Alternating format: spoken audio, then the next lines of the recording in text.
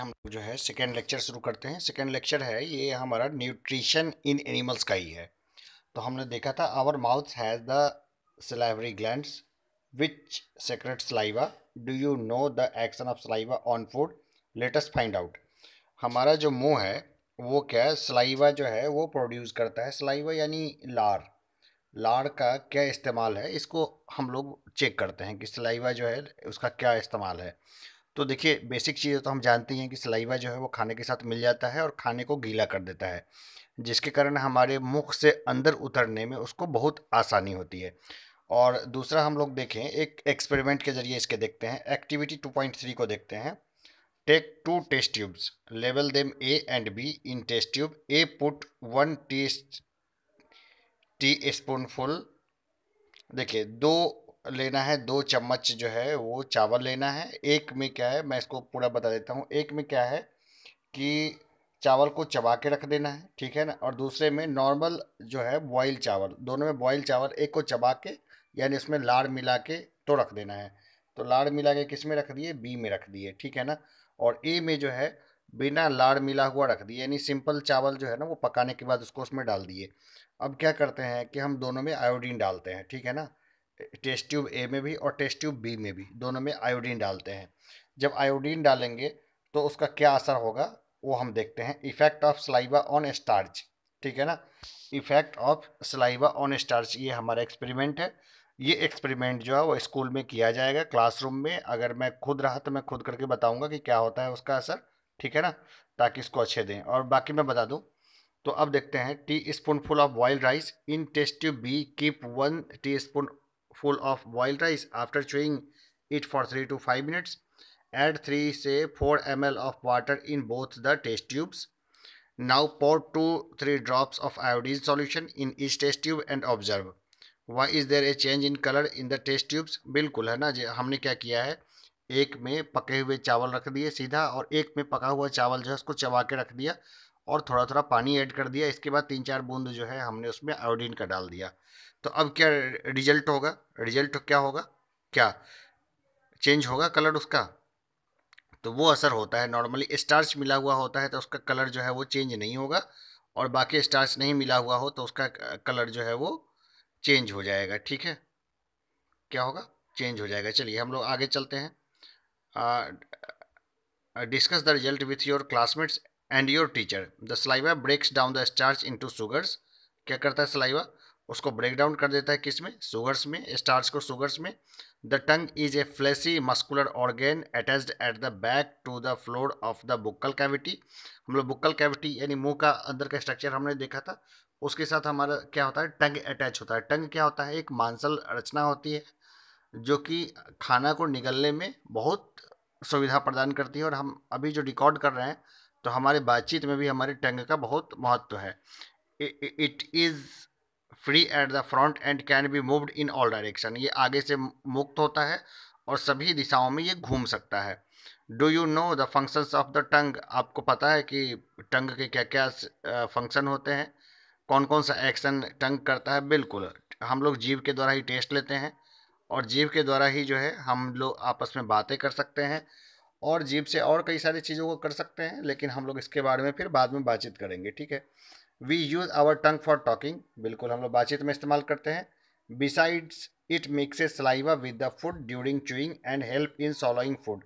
और इसके अलावा जो है ये टंग क्या करता है, जो सलाइवा को मिक्स करता है जब हम लोग उसको चबा रहे होते हैं उस समय में, और उसको सॉलो मतलब उसको चबा के निगलने में ये बहुत मदद करता है ये।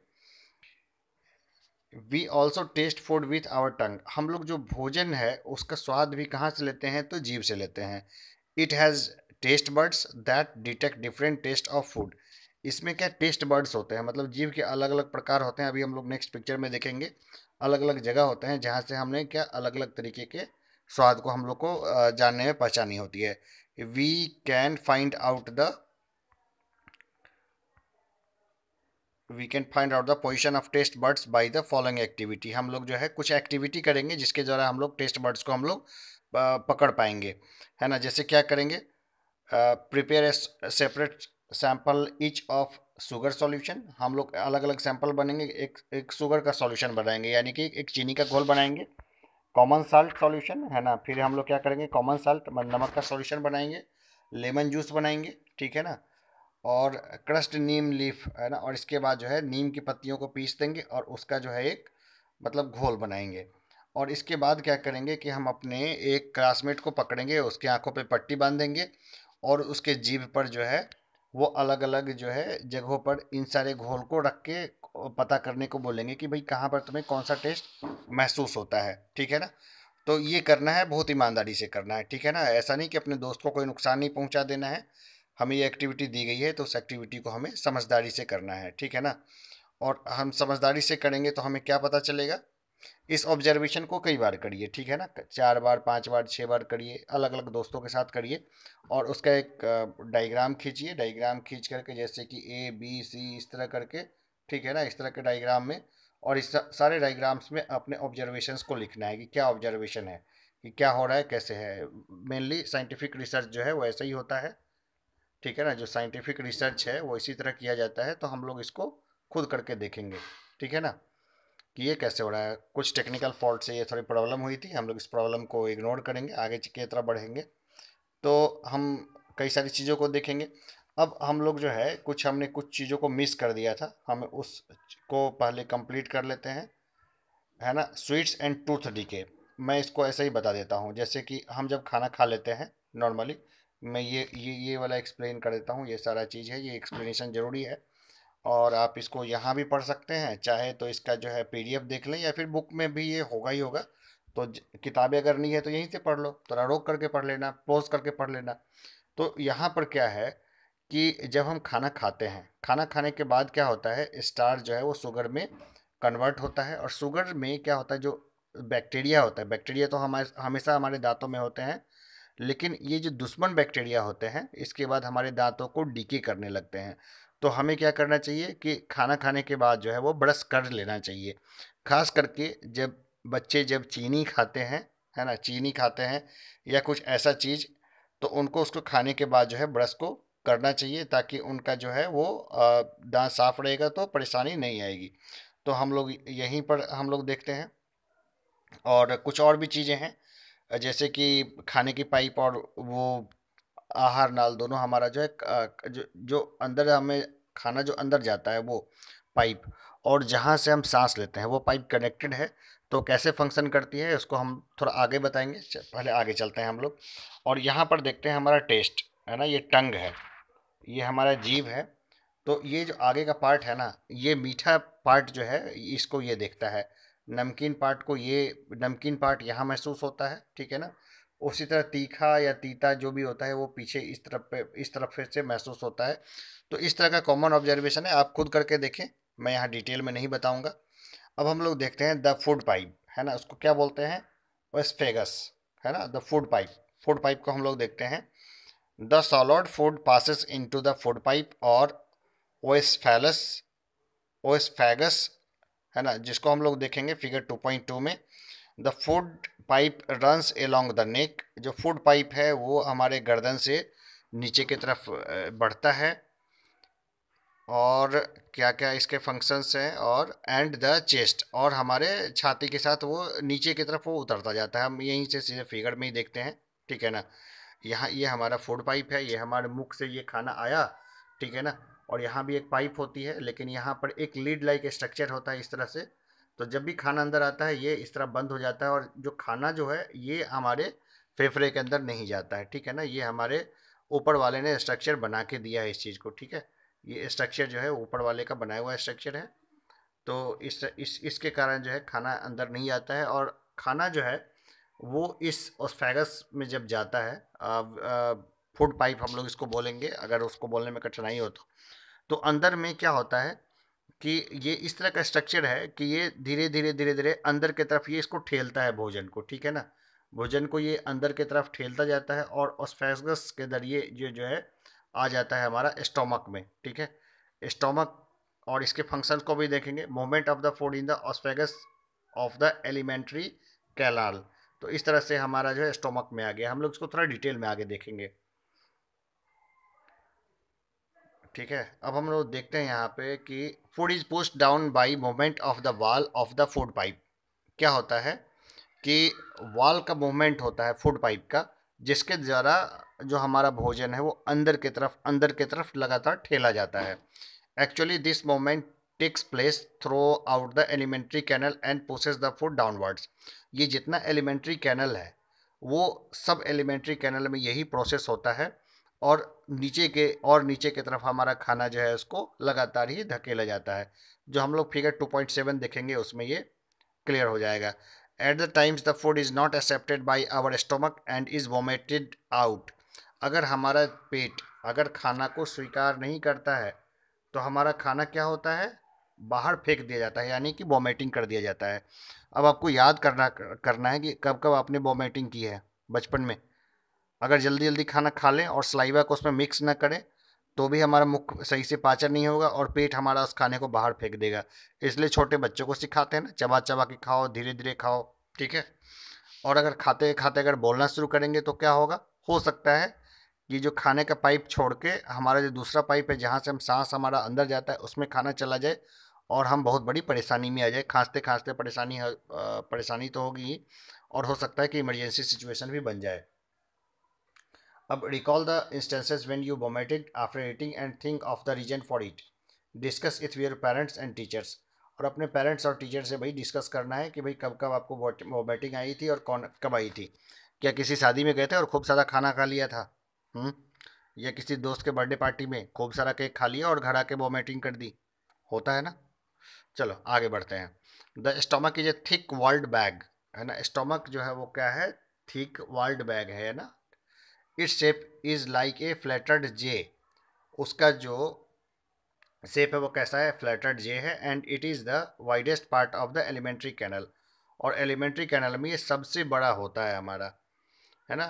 स्टोमक से यानी पेट से बड़ा कुछ नहीं। It receives food from the food pipe and at one end and opens into the small intestine at the other. ये क्या है, जो एलिमेंट्री कैनल में ये फूड पाइप के जरिए खाना लेता है और फिर इसको जो है बाहर जुड़ा हुआ रहता है किससे, स्मॉल इंटेस्टाइन से, है ना, छोटी आंत से। The inner lining of the stomach secretes mucus hydrochloric acid and digestive juices. जो हमारा जो इनर वॉल है पेट का वो सेक्रेट करता है ना, स्रावित करता है, क्या करता है, hydrochloric acid and digestive juices. और डाइजेस्टिव जूस जो है वो करता है, उसको जूस को सेक्रेट करता है। चलो मैं काम की बात बताऊं। हमारा जो पेट का जो संरचना है ना, उसमें हर सप्ताह जो है ना हमारा खुद को ही एक तरीके से हमारा स्टोमक खुद को ही पचा देता है इन सब कारणों से। इसलिए हमेशा जो नया स्टोमक को जो है पेट के अंदर वो बनता रहता है। और इसके कुछ सिक्योरिटी मेजर्स भी है जो इस यहाँ दिए हुए हैं, मैंने थोड़ा एक्स्ट्रा बता दिया है। The mucus protects the lining of the stomach. The acid kills many bacteria that enters along the food and makes the medium in the stomach acidic and help the digestive juices to act. अब क्या होता है, खाने के दौरान हम लोग जो है ना कई जो है ना बैक्टीरिया को भी खा लेते हैं, और वो बैक्टीरिया हमारे लिए हार्मफुल भी होते हैं, लेकिन ज़्यादा चिंता की बात नहीं है। क्योंकि क्या होता है कि स्टोमक के अंदर जो एसिडिक डाइजेस्टिव जूस जो बनती है वो क्या करती है, बहुत सारे बैक्टीरिया को वो वहीं मार देती है। The digestive juices breaks down the proteins into simpler substances. जो डाइजेस्टिव जूसेस है वो तोड़ देती है, क्या तोड़ देती है, प्रोटीन्स को। किस चीज़ में, सिंपलर सब्सटेंसेस, भाई एकदम सिंपल चीज़ों में जिसका पाचन आसानी से हो सके, ठीक है। अब हम लोग देखते हैं द स्मॉल इंटेस्टाइन को, ठीक है। द स्मॉल इंटेस्टाइन को हम लोग देखते हैं। स्मॉल इंटेस्टाइन में हम लोग क्या देखते हैं, the small intestine is highly coiled and is about 7.5 metres long, है ना, 7.5 मीटर लंबा होता है ये।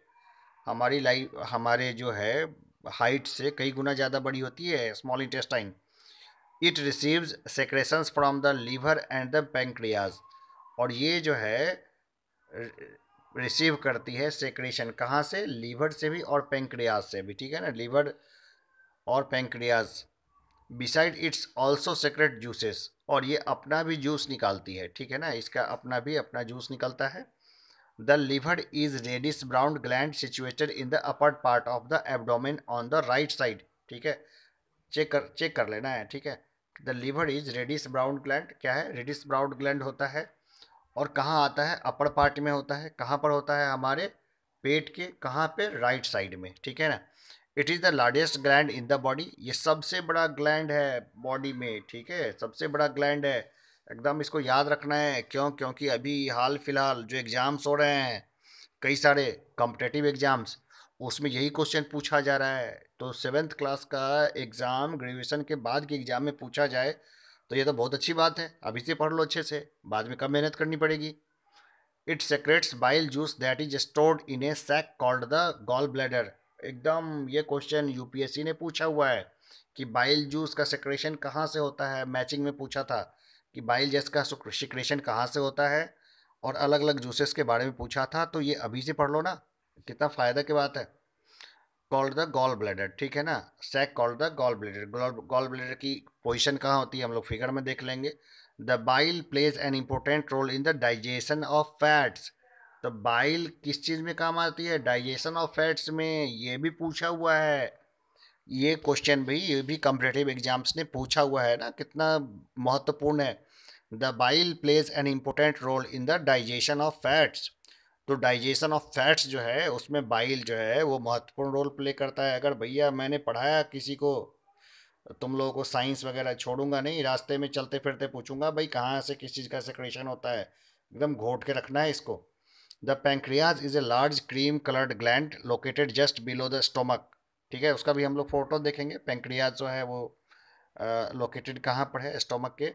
The pancreatic juices acts as carbohydrates fats and proteins and change them into simpler forms, ठीक है ना।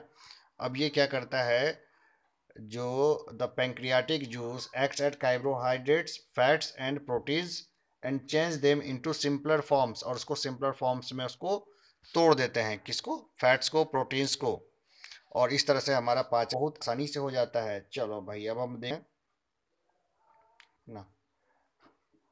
The working of the stomach was discovered by a strange accident.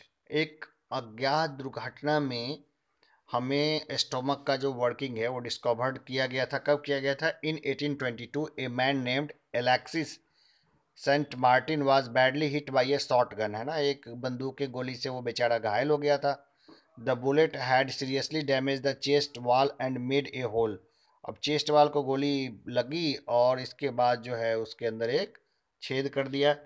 He was brought to an American army doctor William Beaumont, है ना, वो doctor थे, उनके पास उसको लाया गया। The doctor save the patient but he could not close the hole properly. अब patient को तो सेव कर लिया, लेकिन उस जो होल था उसको वो प्रॉपरली वो नहीं कर पाए। एंड लेफ्ट इट बैंडेज्ड, है ना, उसको क्या है कि बैंडेज उंडेज कर करा के जैसा भी है उसको छोड़ दिया, लेफ्ट आउट कर दिया। Beaumont took it as a great opportunity to see the inside of the stomach. इसके बाद उसको stomach through out the hole, अब स्टोमक के थ्रू उसको जो है अंदर की तरफ उसको देखा डॉक्टर ने। He made some wonderful observation, इसके बाद उन्होंने कुछ आश्चर्यजनक जो है वो तथ्य देखे। Beaumont found that the stomach was churning food, ठीक है, बेमाउंट ने महसूस किया कि जो फूड है ना वो स्टोमक के अंदर चर्निंग हो रहा है। It was secreted A fluid which could digest the food, और अंदर में जो है ना, चलिए मिरेकल का सह कम नहीं था कि वो आदमी मरा नहीं, नहीं तो नॉर्मली ऐसे कंडीशन से मर जाते हैं। अंदर उन्होंने देखा कि वो जो फूड है वो डाइजेस्ट कैसे हो रहा है, तो उसके लिए जो है फ्लूइड उसके लिए जो है आ रहा है। He also observed that the end of the stomach opens into the intestine only after the digestion of the food inside the stomach is completed. फिर डॉक्टर ने ऐसा ऑब्जर्व किया कि अंदर में जब स्टोमक में खाना पच जाता है, इसके बाद वो आगे स्मॉल इंटेस्टाइन में भेज दिया जाता है आगे के पाचन के लिए। तो ये Alex Saint Martin shotgun wound है जो हम लोग इस फोटो में देख रहे हैं। ये दुर्भाग्यशाली आदमी जिसके पेट में गोली लगी और बाकी मानव सभ्यता का बहुत बड़ा जो है भला हो गया। चलिए तो हम लोग आगे की तरफ देखते हैं। The partly digested food now reaches the lower part of the small intestine where the intestinal juice completes the food digestion of all components of the body. The carbohydrates get broken into small sugars such as glucose, fats into fatty acids, and glycerol and proteins into amino acids. अब ये क्या कहता है कि जब small intestine में जब जाता है बाकी स्टोमक से फूड अपने पाचन के बाद, तो इसके बाद जो है इंटेस्टाइन में फिर उसका पाचन होता है। कैसे होता है? जो कार्बोहाइड्रेट्स है वो ब्रोक होता है इनटू सिंपल शुगर्स, ग्लूकोज में, फैट्स में, फैटी एसिड्स में और ग्लिसरॉल्स में, and proteins into amino acids में, ठीक है ना।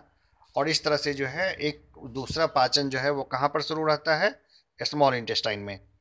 Absorption in the small intestine, है ना। अब शोषण जो होता है ना, शोषण तो सही वर्ड नहीं होगा, मतलब क्या एब्जॉर्प्शन का मतलब हम लोग क्या बोल सकते हैं? शोषण ही लिखेंगे ये, एब्जॉर्प्शन का मतलब, या अवशोषण हम लोग लिखें, ठीक है ना, ज़्यादा अच्छा रहेगा।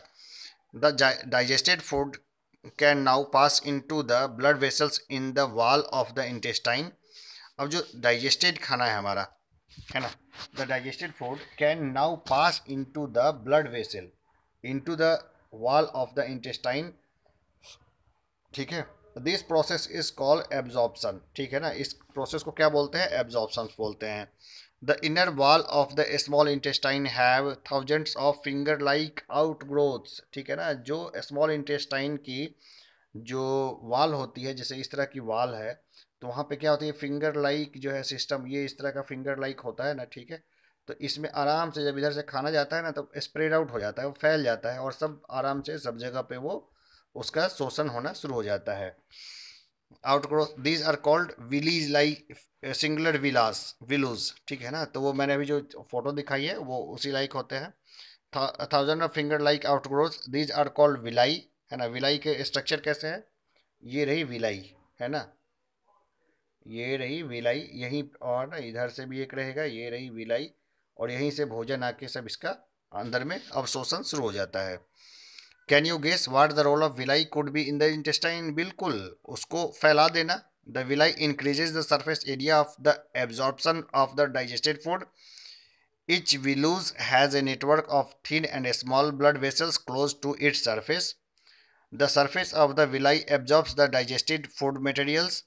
The absorbed substances are transported via the blood vessels to different organs of the body where they are used to build complex substances such as the proteins required by the body. देखिए क्या करता है, जो पाचन होने के बाद जो है उसका, उसमें ब्लड वेसल्स होते ही हैं, जैसे कि ये विलाई है, विलाई के पीछे में है काफ़ी जो है ब्लड सर्कुलेशन हो रहा है।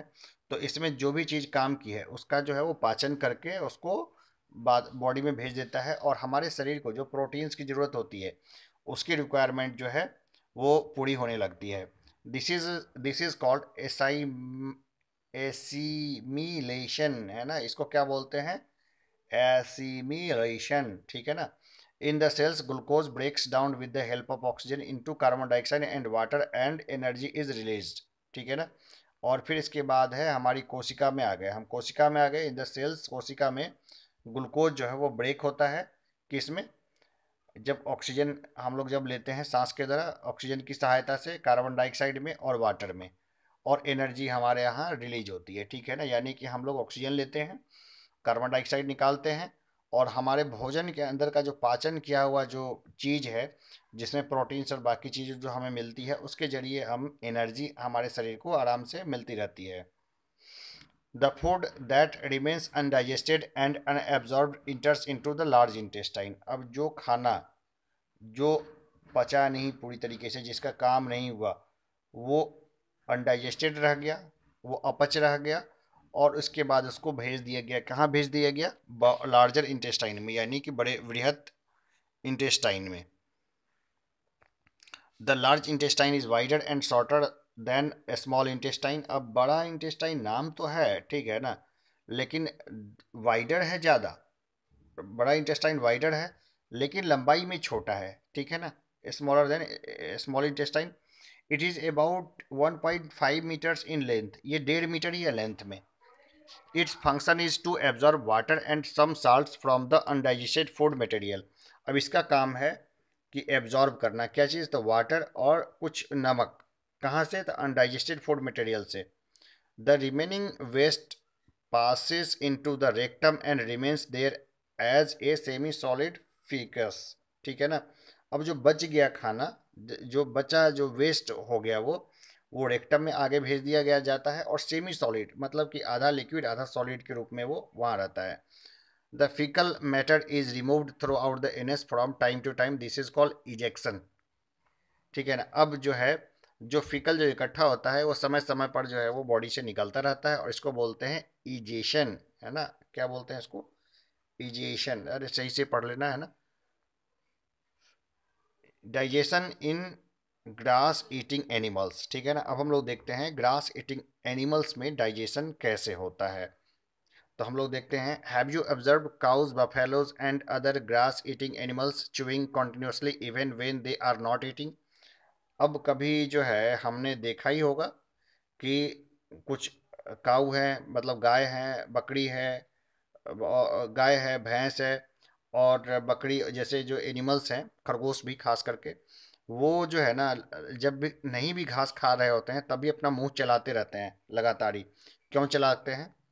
Actually they quickly सॉलो the grass and store it in A part of the stomach called rumen. उनमें ना एक रूमेन होता है, ठीक है ना। स्टोमक के पास ही एक रूमेन होता है, जिसको फिगर 2.9 में देखेंगे।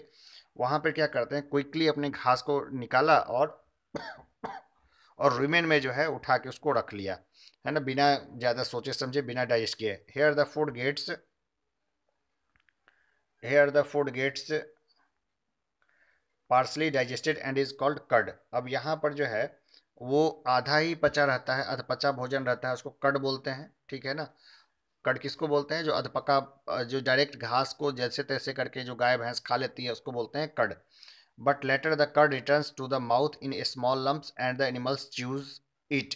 बाद में क्या होता है कि वो जो कर्ड होता है वो फिर इसके बाद एनिमल्स के मुंह में आता है, और उसके बाद एनिमल्स उसको चबाते हैं।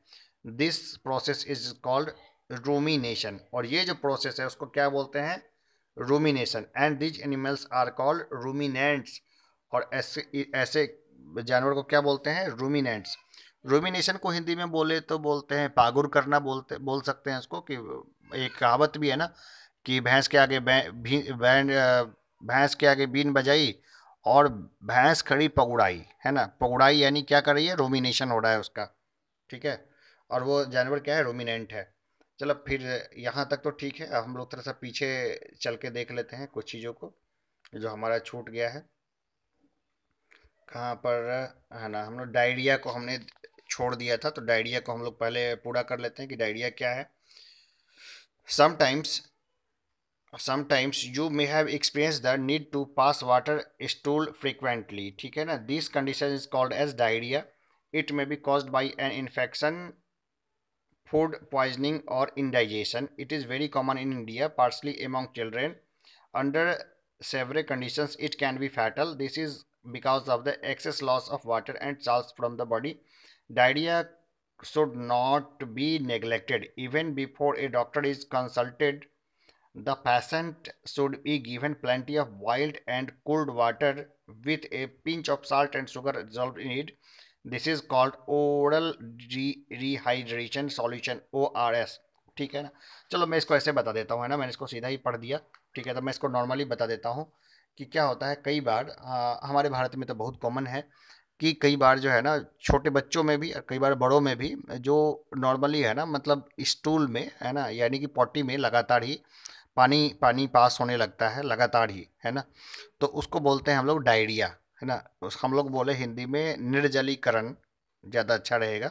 तो ये डिहाइड्रेशन के कारण बहुत घातक स्थिति बन जाती है, कई बार जान भी जा सकती है। तो वैसे कंडीशंस में कई बार गाँव में लोग बोलते हैं पानी मत पिलाओ, पानी मत पिलाओ, क्योंकि पानी पिलाओगे तो वो निकल ही जाएगा। तो ये गलत है, ये गलत ट्रेंड है। वैसे समय में क्या करना चाहिए कि या तो पानी को गर्म करना चाहिए, उसमें एक चुटकी नमक और एक चुटकी चीनी मिलाना चाहिए, और इसको दोनों को घोल के गर्म पानी को ठंडा करके लगातार ही चम्मच से थोड़ा थोड़ा थोड़ा करके पिलाना चाहिए। ठीक है ना। जब थोड़ा थोड़ा पिलाएंगे तो इसको बोलते हैं ओरल रिहाइड्रेशन सॉल्यूशन। और ये सॉल्यूशन जो बना उसको बोलते हैं ओरल रिहाइड्रेशन सॉल्यूशन, यानी कि मुंह के द्वारा हम लोग उसको पानी पिलाते रहेंगे तो उसकी जान बच जाएगी, आराम से वो बंदा नॉर्मल हो जाएगा। लेकिन अगर किसी कारण से अगर उसको ओरल रिहाइड्रेशन नहीं दिया गया तो उसकी जान भी जा सकती है। ठीक है ना। तो हमें इस चीज़ का ध्यान रखना है कई बार छोटे बच्चे जो चीज़ नहीं खाना चाहिए उसको भी खा लेते हैं, ठीक है ना। जैसे कोल्ड ड्रिंक्स हानि करती है लेकिन बच्चे खा लेते हैं। जो भूजा है या बाहर का जो कई बार वो जो लेज कुरकुरेज वगैरह जो ब्रांड है वो भी हमारे लिए नुकसानदायक है, जिसमें साल्ट की मात्रा ज़्यादा होती है और नुकसानदेह होती है, तो उसको नहीं खाना चाहिए। ठीक है। अब हम लोग आगे बढ़ते हैं। अब जो है पहेली की कुछ समस्या है, तो हम लोग पहेली की समस्या को देख लेते हैं कि पहेली की क्या समस्या है। Paheli wants to know why these animals can not chew food properly at the time they take it in. अब पहेली जो है ना ये कंफ्यूजन में है कि वो जानवर उसी समय क्यों नहीं चबा लेते हैं जिस समय वो घास खा रहे होते हैं, बाद में क्यों उसको दोबारा चबाते हैं। Boojho wants to know why we can not digest cellulose like the cattle do. अब जो है बूझो ये नहीं समझ पा रहा है कि इंसान जो है वो यानी कि हम लोग जो है हम लोग वैसे सेल्यूलोज क्यों नहीं पचा पाते हैं जैसे कैटल पचा लेते हैं। तो चलिए इन दोनों को हम लोग दोनों की समस्याओं को देखेंगे बस छोटे से ब्रेक के बाद। अभी के लिए इतना ही।